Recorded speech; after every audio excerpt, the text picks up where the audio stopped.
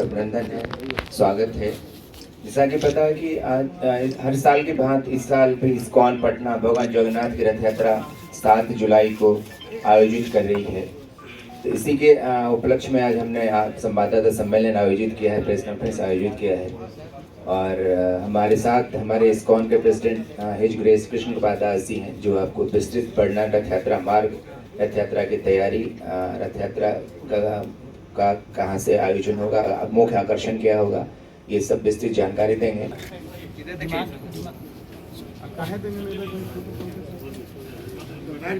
तो सबसे पहले आप सभी का इस्कॉन पटना के तरफ से हार्दिक स्वागत है। जितने भी प्रेस के लोग हैं, प्रत्येक साल के बाद इस साल भी हम लोग भगवान जगन्नाथ की रथ यात्रा 7 जुलाई को तत्पर हैं निकालने के लिए। जैसा कि आप सब जानते हैं कि भारतवर्ष में 4 स्थल है जो बहुत ही महत्वपूर्ण है, जिसको 4 धाम बोलते हैं: द्वारका, जगन्नाथपुरी, आपको बद्रीनाथ और रामेश्वरम। तो ये जो यात्रा है, ये यात्रा जगन्नाथ जी की शुरू हुई द्वारका से, भगवान श्री कृष्ण, और वही स्वरूप जगन्नाथ जी के रूप में भगवान श्री कृष्ण स्वयं आए। उनकी बहन सुभद्रा और उनके जो भाई हैं बड़े बलराम जी, अपना ही स्वरूप को लेकर के पुरी में आए। दारू के रूप में, लकड़ी के स्वरूप में आए समुद्र के तट पर। आज भी वह जो तीर्थ स्थल है अति महत्वपूर्ण है। भारतवर्ष के अधिक से अधिक लोग वहाँ जाते हैं, दर्शन करते हैं, और हमारे बहुत सारी सभ्यताएं समाप्त हो गई। आप देख सकते हैं कि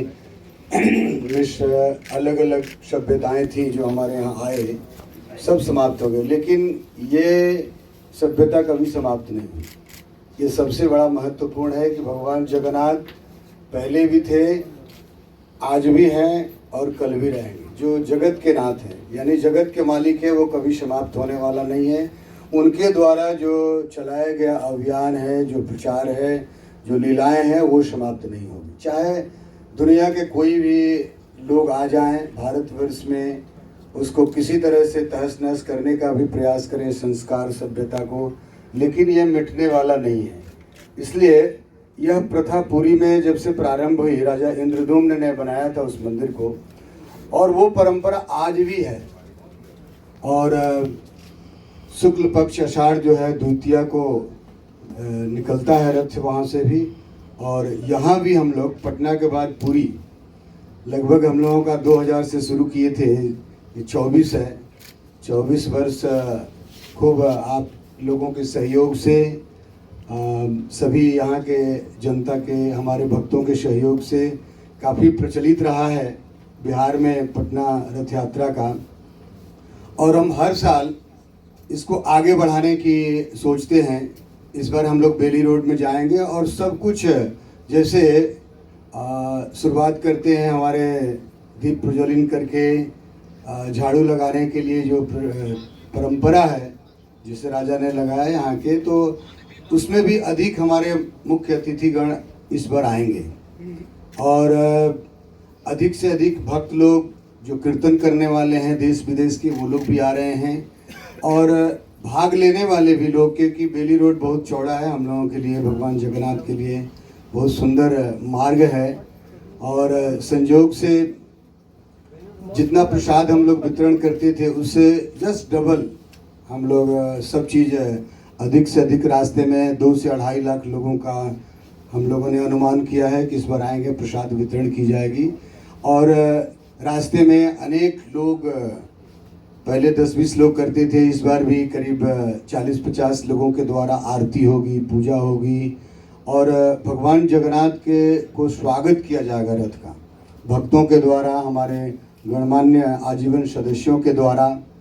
और यहाँ से हम लोग चलेंगे बुद्ध मार्ग से, इस्कॉन से तारामंडल होते हुए, और सीधा बेली रोड में इनकम टैक्स गोलंबर से जाएंगे हम लोग म्यूजियम के पास। वहाँ पर कट है वहीं से रिटर्न करेंगे रथ यात्रा, और वहाँ से वुमेंस कॉलेज होते हुए कोतवाली, और इस बार डकबंगला चौराहा हम लोग टच करेंगे, क्योंकि वो एरिया शुरू से हम लोग रहा है, हमेशा चलाते रहे हैं। तो पिछले साल छूटा था, इस बार हम लोग फ्रेजर रोड जाएंगे, डकबंगला चौराहा, और वापस कोतवाली होते हुए आएंगे पुनः बुद्ध मार्ग में, जिसका समापन तो नहीं कर सकते हैं, रुकेगी रथ और आरती होगी। इसके बाद हम लोग इस बार 10,000 लोगों का प्रसाद वितरण, प्रसाद प्लेट फुल मील देने का प्रावधान किए हैं। तो जगन्नाथ जी की ये जो महिमा है, बाहर आते हैं सब लोग मंदिर में, आप दुनिया में जाते हैं दर्शन करने के लिए सब भक्तगण, लेकिन ये भगवान जगन्नाथ की विशेषता है कि साल में एक बार वो बाहर जाते हैं। उनका उद्देश्य यही है कि वो बाहर जा कर के लोगों को कृपा बरसाते हैं, दर्शन देते हैं। बहुत सारे लोग नहीं आ पाते हैं, तो भगवान स्वयं आकर के, ऐसे दुनिया में कोई भी भगवान या व्यक्तित्व नहीं है जो जा कर के लोगों को आशीर्वाद दे, कृपा अपनी दे। और उनकी आंखें देखते होंगे बिल्कुल खुली रहती है, कभी बंद नहीं होती, यानी उनकी कृपा दृष्टि सदैव हम सब जनता वासियों पर, हम सब पटना वासियों पर बरसती रहती है।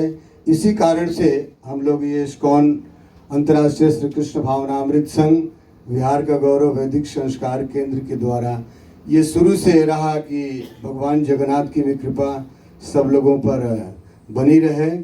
और इसी श्रृंखला में हम लोग काफ़ी सिक्योरिटी की भी अरेंजमेंट की गई है, बिहार सरकार से सारे लोगों से परमिशन लिया गया, प्लस यहाँ के हमारे जो प्राइवेट सिक्योरिटी है वो लोग भी रहेंगे। और आप सबों से भी हमारा अनुरोध रहेगा कि आप सब जिस तरह से हर साल आगे बढ़ाते हैं, जन जन में ये लोगों को पता चले कि भगवान जगन्नाथ बाहर आ रहे हैं दर्शन देने के लिए, तो अधिक से अधिक लोग आएँ। रथ खींचने का इसमें सबसे बड़ा महत्व है। भगवान जगन्नाथ का जो एक बार रथ खींचता है उसको कहते हैं 3 लोक का मालिक हो जाता है, पुनर्जन्म नहीं होता है। जो प्रसाद खाता है, कीर्तन करता है, जो रास्ते में दर्शन करता है, वो निश्चित रूप से भगवत प्राप्ति होता है उसकी, चाहे जैसे हो, उसके लिए और भी प्रक्रियाएं हैं, लेकिन भगवान जगन्नाथ की ये कृपा हमेशा रहती है। और इस साल विशेष करके हम लोग, क्योंकि ये बहुत साधारण चीज़ नहीं है, जो प्रलय के बाद भी रहता है। हम लोग सोचते हैं प्रलय में सब खत्म हो जाता है, और ब्रह्मा जी का जैसे 4 युग है, ज़्यादा भाषण नहीं दूंगा आप लोगों को। 4 युग में सतयुग, द्वापर, त्रेता और कलियुग, तो 4,32,000 वर्ष कलियुग का है, और उसको जस्ट डबल करेंगे तो 8,64,000 हो जाएगा द्वापर का, और 4,32,000 और जोड़ेंगे तो त्रेता होगा, और 4,32,000 और जोड़ेंगे तो क्या होगा, सतयुग हो जाएगा। ये ऐसे चतुर्युग बोलते हैं। 1,000 वर्ष जब बीतता है तो ब्रह्मा जी का एक दिन होता है, और दूसरा अगर चतुर्युगी 1,000 वर्ष जाता है तो एक रात होती है। ब्रह्मा जी की आयु है 100 वर्ष, तो गणना आप कर सकते हैं कितनी है।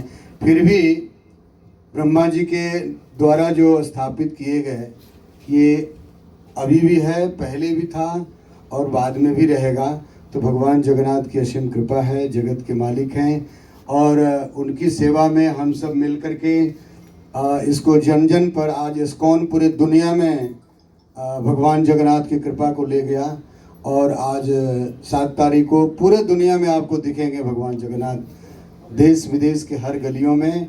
और विशेषकर हम लोग यहाँ पटना के बुद्ध मार्ग से निकाल करके पटना के गलियों में घूमेंगे। हरे कृष्णा।